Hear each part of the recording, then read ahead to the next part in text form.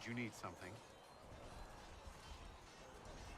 I'd like to know more about the Templars. If you need insight into what the Order is doing now, I'm afraid I can't offer more than you already know. Anything else, I will answer as best I can.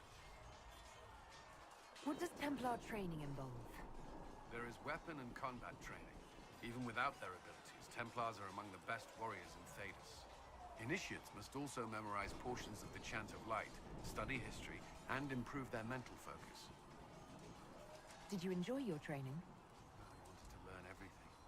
If I was giving my life to this, I would be the best Templar I could. You were a model student.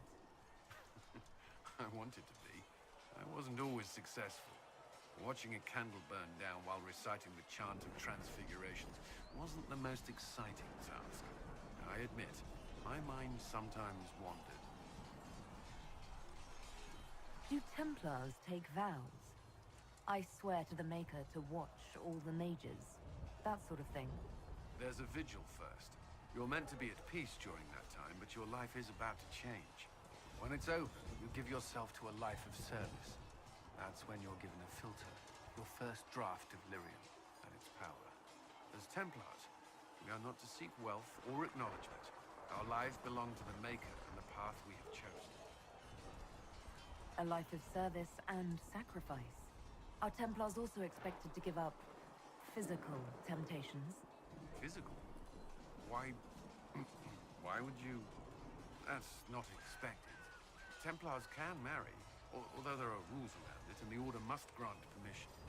Some may choose to give up more to prove their devotion, but it's not required. Have you? Me? No. I've taken no such vows. Maker's breath. Can we speak of something else? Before coming here, my keeper suggested I avoid Templars. Do they do anything besides hunt mages? Templars protect against the dangers of magic. Before the Order left the Chantry, that meant serving in a circle. They were also tasked with tracking apostates, or fighting demons inevitably summoned by the weak or malicious. What do you think of mages? Are they all a threat? I've seen the suffering magic can inflict. I've treated mages with distrust because of it, at times without cause. That was unworthy of me. I will try not to do so here. Not that I want mages moving through our base completely unchecked. We need safeguards in place to protect people, including mages, from possession at the least. Why did you join the Order? I could think of no better calling than to protect those in need. I used to beg the Templars at our local chantry to teach me. At first, they merely humored me. I must have shown promise, or at least a willingness to learn. The Knight Captain spoke to my parents on my behalf. They agreed to send me for training. I was 13 when I left home. 13? That's still so young. I wasn't the youngest there. Some children are promised to the Order at infancy. Still, I didn't take on full responsibilities until I was 18.